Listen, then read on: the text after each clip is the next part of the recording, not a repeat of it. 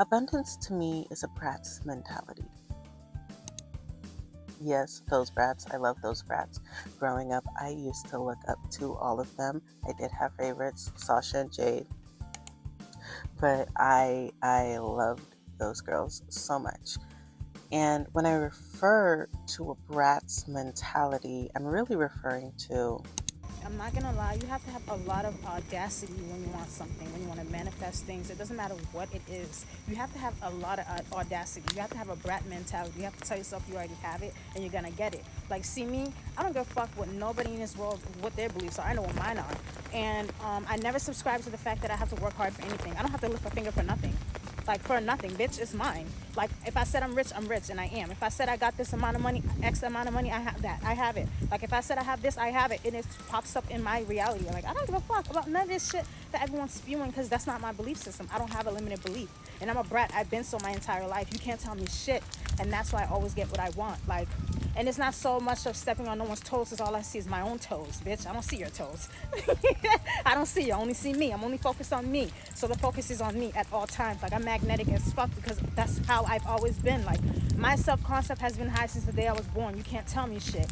And I just feel like as long as you have that, you're good. Like, you don't need to do nothing else. Like, you know, it's just, it's not hard. It's not hard. Everyone overcomplicates things for themselves, and because they allow society to tell them, you need to bust your ass, you need to work hard, you need to go through the trenches before you see gold. Bitch, no. Trenches?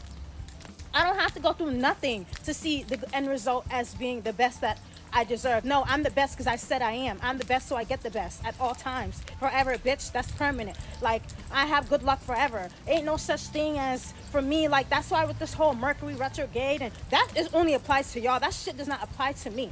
Like, I only have the best of the best. It's shit's always easy for me. I don't subscribe to have to work hard, or I don't subscribe to things have to be hard before they're better. Bitch, no, that's for you. The fuck? So, like I said, when you want things, you have to fucking tell yourself you have it. Bitch, take it. It's yours. Nothing has to be hard. Like, I don't understand that shit. And why would you let society tell you that? Undo that shit, okay? And go get what you want out of life. Wow. and the only thing that could really interfere with that mentality is fear. Not to rhyme, but I do spit bars. um, yeah. The only thing that can really interfere with that kind of mentality is fear. The only thing that can interrupt abundance is fear, because fear breeds worry, anxiety, depression. It could just a small seedling of fear can grow so much and then keep you so far away from your destiny. And for me, it has done that for literal years. Breaking out of that fear and that lack mindset was really difficult. Of course, I, unlike my parents and my parents' parents, had a lot more resources to get over that, where I feel a lot more people have not. And even though I have these resources, I feel like too often I can credit my ability to overcome a lack mindset to that, when that is not the case. There are several people out today with the same resources as I do misusing that. And I really need to work on crediting myself more for using my resources in the way that I have to get away from that lack mindset. And of course, this video is meant to help people maybe recognize the signs of a lack mindset, but also help them visualize what an abundance mindset is to them. And maybe for people who've already broken out of a lack mindset, they can relate to this video in a way. This is a part 2 to my lack video. If you haven't seen it, go ahead and watch it, where I talk about what it was like being stuck in that mindset for my entire childhood and a lot of my teenage years. And being in a lack mindset or being raised in a lack mindset can really interfere with transitioning into abundance, because you're it's it's pretty natural to be afraid of what you don't know. And abundance, to me at the time, was unfamiliar, and unfamiliarity is so easy to be afraid. You see it now every day. People are so afraid of the unfamiliar, but it's really looking deep inside of yourself and finding that part of you that was curious and that wasn't completely afraid to try new things. And everyone has different scales, because everyone is afraid of different kinds of unfamiliar. Um, so it's different for everybody to learn how to get over that fear. I personally was always a baptism by fire kid when it came to learning. Like, just dump me in the middle of it, I'll figure it out. that that was how I was raised. It's pretty much all I know. Like, even now when I'm learning a game or something, I'm just like, okay, put me in hard mode. I'll dominate it. I'll figure it out. But so baby steps were pretty foreign to me. Like, the idea of being gentle with yourself and deserving softness was so foreign to me. I was also raised in a household where it was like productivity matters. If you weren't productive with your day, then what were you doing? Nothing. You're achieving nothing in life. And that is such a damaging mindset that could really harm you in so many ways. But getting away from it is so hard, because it's that feeling of staying with the devil you know. Because I'm so used to there being consequences to everything, but why does there have to be a consequence to me getting what I want? Why does there have to be a consequence to me getting what I deserve? And why is it on me to think about all those consequences when really I just want to provide for myself, for my family, and for the people that will come after me? That shouldn't have so many consequences. And we always, I feel like in the middle class and below, there is this tendency to look up to billionaires and be like, well, you see, they may suck, but they're not thinking about consequences. They have the audacity to this, that, and the third. And there is a point to that. There is a point to that. However, I would also like to say that you don't have to sacrifice empathy to gain abundance, because that's such a narrative I see being is often thrown around in hustle culture. And there's no, you don't have to sacrifice empathy. You sacrifice empathy, you become the person you hate, just with a lot more money. So, like, you're hating yourself now. Wait till you're rich and lack all of the empathy and the softness that you once had. That's just like a lack mindset in a different font. Um, an abundance mindset doesn't mean you sacrifice empathy, not thinking about um, the consequences to getting what you attain doesn't necessarily mean you sacrifice empathy. It's simply envisioning the best case scenario and going for that. And my best case scenario is that me getting what I want doesn't harm the people that I love, and that if there is any consequences in any way, it's used by God or the universe, whatever you believe, to punish those who need punishment in the moment, and discipline those who need the discipline in the moment. So, in that way, there is really no consequence to me getting all that I desire, me getting all that I love and want, all that was put on my heart to have for a reason. Like, God gave me these visions for a reason. It's not just that I want it, it's not a selfish desire. It's something that God put on my heart, and it was like, this is what I want for you. It's not just me that wants it, it's the universe that wants it with me, right? And when you're really tagged in with the universe, nothing can really go wrong. So, yeah, and you only really get there when you are still. Because I feel like in order to get to a place where you know what you want, you feel aligned, to use that verbiage, you feel aligned with the Lord and your future. In order to reach a place of alignment, you have to be still and you have to learn yourself. And in learning yourself, there is peace. Finally, inner peace. Now, I personally love Master Ube. Inner peace is so important. Kung Fu Panda 2 is probably not probably, is my favorite Kung Fu Panda. They say sequels are pretty bad, but there are exceptions. Home Alone 2, Kung Fu Panda 2, I could go on and on. Night at the Smithsonian was probably the best of all of the Night of the Museums, and you can find me on that. That was hilarious. It was funny, and it had a message. I love it.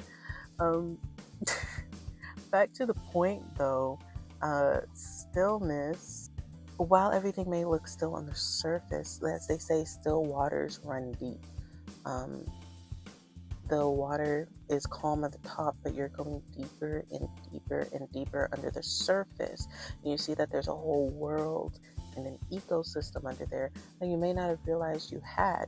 Like, for example, in middle school, I realized I had a bunch of anger issues, but I really sat with myself and I wondered why, and I learned how to do that. I was able to see that my anger isn't the explosive, it isn't random. It comes from a place. Anger is always, first and foremost, a secondary emotion. It can stem from betrayal, sadness, so many other things. So you really have to look under the surface at why you're angry. And sometimes it's a trigger. And it's never necessarily wrong to be triggered. It's not like a terrible thing to be triggered as long as you understand why and you're able to bring yourself back down to a place of rationality.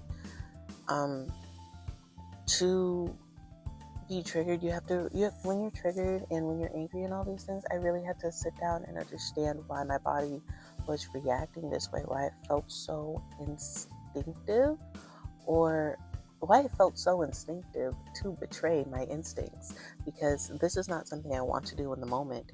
However, I am so angry and I'm prioritizing my anger and allowing that to take precedence over my instincts, my peace, and who I know I am, and not necessarily expressing myself the way I want to be expressed. The reason I felt like I couldn't express my emotions wasn't because, well, it was because I lacked the verbiage at the time, but it was also because I never sat with myself to fully understand what I was feeling and fully grasp my anger. And it could be different for everybody. It could be extreme anger, extreme sadness. Oftentimes it's an extreme negative emotion because that's what fear really sprouts, negativity. So really sitting in that and braving that negativity to understand why you feel like you're always reaching and reaching, striving and striving, and why everything just has to be so hard for you. Personally, I felt like everything had to be hard because that's what I saw. Everything was hard. Everything is difficult. Like, my mom really made it out the mud. Like, for real. Like, we came over to America. Immigrants are such a hot topic right now, but she really came over to America and built a life for me. She built her way to middle class. It's not like she came over with the funds, because at the time the American dollar was the king of the economy. It's still kind of so like, you come over and what you thought you had is a lot less than what you do have. So convert it to American dollars, you don't have all that much, and you really had to hustle and build your way up there. So it's easy to become afraid of everything, to embrace that kind of paranoia, let it turn into anger and anxiety and so much and so on. And that's what I saw because it was exemplified for me. That's what I took on. And it's not, of course, it's not her fault for what they put her, for what she was put through, what she had to do. She made it out the mud. She deserves her flowers and her credit. That said, it wasn't always positive. I didn't always see it in a positive light. I wasn't able to see that I could get the things that I want without struggle, because of course there will always be pushback, there will always be challenges to overcome, but it was taught to me that challenge was negative. And challenge isn't necessarily negative. Challenge can be a great thing. It can be exciting if you really allow your brain to play with it. And when challenge is play, then it's not really struggle. It doesn't always have to be negative. And something that I have the luxury of saying in hindsight is that there was a lot she could have avoided had she listened to her gut, had she followed her intuition. She wouldn't have had to go through a lot of what she went through. And having the luxury to look back and to say that, I can now move forward knowing that I should follow my gut. I should listen to myself. And it is okay for me to live in abundance, to live in peace, not only because of the sacrifices that she made, but because I am now wiser than where I am before, and every new experience is making me wiser. The more I play with, the more I engage in play, the more I challenge myself, the more fun I have in really sitting in who I am as an artist, I can really engage myself and create a life that I want for myself. Because there's a reason, again, there's a reason why I want these things for myself. It isn't random. It's something that it's like God just whispered into your ears, like, hey, I think that it would be lovely for you to do this. This is why you're kind of like that. You're kind of like that because I made you like that. And it's not terrible for you to be made like that. And it's something that's set on your heart to do. So it's really on you to make time for it, to make time for yourself. And one of the books that helped me get here is The Artist's Way. A lot of people seem to have heard it when Dochi credited it in her speech, and she documented the entire experience. I read through The Artist's Way, did the whole process, and it's really the entire reason this channel exists today. I don't think that I would have been consistent with this channel had I not read that book. So yeah, The Artist's Way, great book, highly recommended. It definitely helped me realize that maybe time management is, I'm not terrible at time management. It's just that when I'm around people that don't necessarily believe in me the same way I believe in myself, they can doubt me and project certain things from themselves onto me. And when they're projecting, it can bog down your spirit. And not only that, it can it's just like dump things on you. They'll give you tasks to do when they feel like you're moving forward in life. In the last chapter, she speaks on escape velocity. And escape velocity is when you've reached a place where you're finally going after your dreams and things are working out for you. Not one, then say like your ex texts and was like, "Hi boo, you want to get back together?"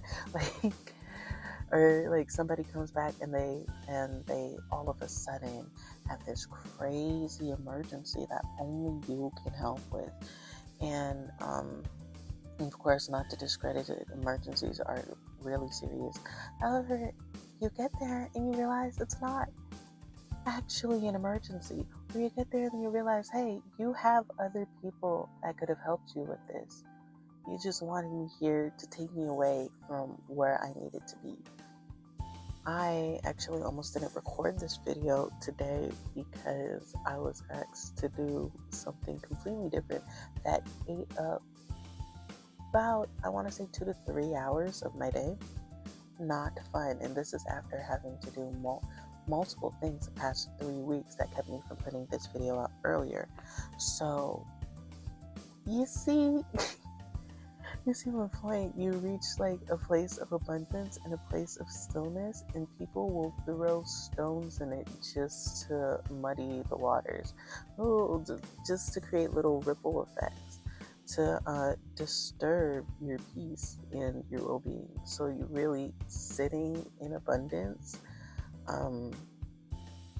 Once you get the basics down and get the basics of mentality down, and it becomes your new default, the sitting in it isn't the tough part. It's remaining peaceful and choosing to remain with yourself. That can be difficult because people will tug on your empathy and your softness, and they'll pull and they'll smash and they'll break. And it's you have to realize that while you are soft on the surface, your heart kind of has a coat of armor on. Your heart takes the form of whatever you treat it to be. If you treat your heart as the softest, most precious stone in the world, and if one person touches it, it'll break. Then when one person touches it, because one person will, it will break. It will crumble so easily. However, if you treat your heart as a full person, if you treat your inner child and yourself as like a full person who is not only capable of protecting themselves, but also capable of being fragile. I don't really have an object to equate this to. It's hard for me to think of one. Let's say like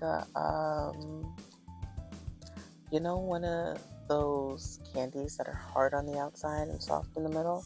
You could treat your heart like that. Just something that is so durable and dense. Yeah, it's durable. It can go through so much and it still sustain itself. When you treat yourself like that, self-sustainable, you will be self-sustainable. When you treat yourself as somebody who's not the most fragile thing in the world, that can't protect themselves, that don't know how to look after themselves, then you won't know how to do those things. Eventually, you have to start trusting yourself, and you have to know yourself and know that you can protect yourself. And not only can you protect yourself, you can love on yourself, because you're deserving of love. That fragile, gooey part of you deserves love and tenderness as well. And because you are capable of multitudes, you can provide those multitudes to yourself. Yeah. And I'm looking back at my notes right now, and I realized there was a point I did skip over. When I brought up Pastor Ugwe, there was this thing I wanted to talk about, how everybody has a different definition of peace. As I said, still waters run deep, and everyone has a different stillness. Looks different on everyone. Not to say that you can be like well, yeah, some people, in order to be at peace, they need to in order to be at peace, they need to be moving, doing something that they love. For other people, being at complete peace looks like sensory rest. And just like, you think sensory rest, think sensory deprivation tanks. Some people love it, some people hate it. Personally, for me, I like to use this definition featured in a song called Magnolia Rain by Samara Sen. I love that song. I listen to it almost every morning. Um, in the beginning of that song, it says, "What does peace mean to me? Peace means to me the absence of fear and the presence of love." And that encapsulates so much in one sentence for me. And I feel like it's general enough for for a lot of people to apply themselves to it and really learn what love looks like to them, what love should be. Because so many people, you were raised to think love is one thing. So when you break down the things that didn't quite feel right, that didn't quite feel like love to you, then you can actually not only articulate, you can actually properly define love and what it is to you, and you can be at peace with that because you can give that to yourself, because we are capable of what? Multitudes. Call me a pastor. Actually don't. But I am preaching. I am preaching. Just because you switch to remaining in an abundant mindset doesn't quite mean your entire situation will change. Like, don't get me wrong, it will change. However, you have to give it time. And in that period of waiting, it can feel like you're in a storm, like you're still navigating the same storm, right? I did all that work and I'm still here. Don't get me wrong. With where you're going, because in a storm you're still going somewhere, right? And and you just have to weather it to get to the other side. And I feel like abundance is a much better way to navigate it to the other side, because the grass is in fact greener. The grass can be greener if you let it. However, in a lack mindset, you might get stuck in the storm, or say you do get out of the storm. However, you get to the other side, it doesn't feel right, and you self-sabotage right back into that storm. That is a lack mindset. Abundance, I feel, is a great way to not only weather the storm, but to make sure that when you get to the other side, you stay on the other side. You don't want to go back to your old ways, back to your old habits, back to where you used to be, just because a rich and abundant life, the life you dreamed of, all of a sudden feels uncomfortable due to a lack mindset. Because trust and believe, a lack mindset, that fear will keep you in your comfort zone. Your comfort zone currently probably looks like where you are. Like, so I feel like it's really important to increase your awareness, because that does come with abundance. Increased awareness, it's like you get like superpowers.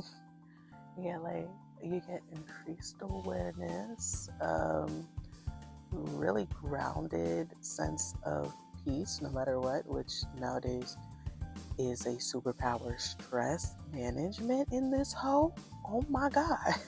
Please stop this madness.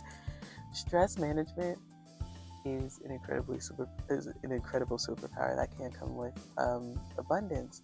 And time management, all the things that you thought was impossible, can all of a sudden really be possible. And just being able to say things like, honestly, I want this, and why shouldn't I be able to get it, without thinking of all of the reasons why you shouldn't get it, is a superpower. It is, to me especially. I love answering a question. I love to answer a question. I'll answer the crap out of a question, okay? So being able to ask, being able to say, why not, with my chest in my head, and not hear, well, probably this and probably that and this, that, and that, and there's evidence to support this could probably happen. It's incredible. It's incredible. That silence, allowing a statement to fly. Oh, beautiful. Woo! Yeah, baby! That's what I've been waiting for. That's what it's all about. It's so beautiful. So, the biggest thing that can come from that comes from an abundance mindset is this mastery of self. And don't get me wrong, mastery of self doesn't mean you fully understood your multitudes and magnitudes just yet, but it means you definitely have a greater understanding of yourself than you did before. It means that you have an outstanding sense of self, especially compared to the people around you. And once you understand yourself, it just means you're capable of so much more. And that continued growth, I would call a mastery of self, when you can continue to grow non-stop. It doesn't matter what life or these negative forces or these evil people throw at you. You keep growing and you keep going, because honestly, the steps backwards are just a part of the dance. You just gotta let it flow, baby. So once you do that, I would call it a mastery of self. Now, I've talked about all of where I've been, all that I've had expertise on. Now I'm going to talk about where I am currently, because creating this piece, as I said in my last video, this piece is really a reminder to me of how far I've come and how far I would like to go. It's not just one piece, it's two pieces that go together, and together they encapsulate my journey from lack to abundance, and it reminds me to remain in abundance, because you could so easily slip back into lack and where you used to be. So this next step in my abundance journey, in my BRATZ journey, is releasing. You often hear the term releasing what doesn't serve you, and for me it's more releasing releasing all that hinders me, because there's so much that hinders me. There are people that are hindering me right now, and I feel like when you think of releasing, you think of, oh, I gotta block that number, block that person. And while that is ideal, yes, there are some people in situations like my own where you can't block these people. Maybe you live with them, like you can't get away from them just yet. That part's gonna take time. However, you still need to release them. So what I'm working on is releasing the emotional burden of carrying them on my shoulders. Like, we're gonna live in the same house, and you're gonna take care of yourself. And really just allowing them to carry their own weight for once. Like, sit down and deal with your emotions. I'm not here to regulate your emotions for you. Like venting is okay, right? Having a friend come to you and vent is okay. What's not okay is like when the only time they talk to you is when they're venting. Like, you guys don't spend time bonding. You don't want to come and enjoy my presence, enjoy my energy. You just want to use me as a therapist. Let's be so real right now. And I love supporting you. I love being there for you. However, it is emotionally taxing to give so much to another person and not receive something anything in return. So it's releasing not only releasing the emotional burdens of that person, but it's also releasing the pain that they may or may not have caused you. Personally, for me, there's a lot of pain. There's a lot of like knee-jerk. There are a lot of triggers that this person has given me. So it's releasing those triggers and that trauma as well. Because I don't want to go somewhere and be like, yeah, I have father issues and I wear them on my chest. Am I doing anything about them? Nah, they're right here. No. Hey, I have familial trauma. I wear it on my forehead. And there's nothing I'm doing about it. You're just gonna have to deal with it. No, I'm not going to be a problem to another person. I'm not going to be a problem to myself because it is hindering me right now, currently, in ways I may or may not see. So I have to process it and release it. And that's what I'm working on right now. Yeah, that's what I'm working on right now. Releasing that. And then once I release it, accepting where I am, accepting what I'm taking with me to where I'm going, and just growing and accepting myself. And that's where we're going. That's where I plan on getting to after I release the pain and the emotional burden, to see myself, accept myself, and move on. Because while I may be in the same space environmentally, I can move on spiritually and emotionally and mentally, so that eventually my environment matches where I am spiritually, because that tends to happen.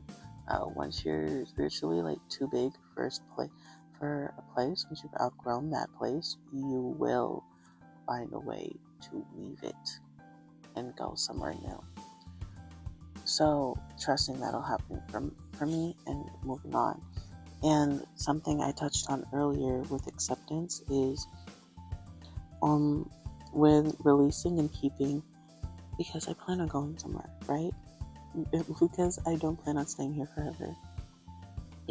I have to be able to curate myself. I have to look at what I like, what I don't like, what I want to keep, what I don't want to keep, a part of my personality and who I am. And I have to take the proper steps to release and keep and release and keep. And my burdens are my burdens. What are not my burdens are not my burdens. Actually, more abundant mindset. Why should I have burdens? Release them all. 1, 2, 1, 2, 3, release them. Right? So that was 2025. 2025 was a year of sewing. It was a year of seeing a lot of my burdens. And in 2026, I'm releasing that. I'm not keeping it. We're moving on burden free, or as burden free as can be. And the thing about growing is knowing that I won't see all of my burdens right now. However, if I release all that I can and move forward, eventually I will see some more burdens, and I will be able to continually release it and continually get lighter and brighter and lighter and brighter. Not necessarily in skin tone. But yeah, not being just a lighter, brighter, healthier, and happier person. Call me a rapper. But since I am lighter, I've removed those burdens from myself, I can also receive so much more and receive love and wealth with ease, with happiness, and with joy. It'll just continually get better, and life will continually get better for me, and I won't reject it. I won't self-sabotage because I would have been released it. So yeah, we're working on reception and receiving with ease, receiving blessings, fulfilled promises between me and God and the universe, and moving forward. So that's my take on abundance. This has been your favorite angel, an Ebony Angel, and I will see you next time. Sending love, peace, and much happiness.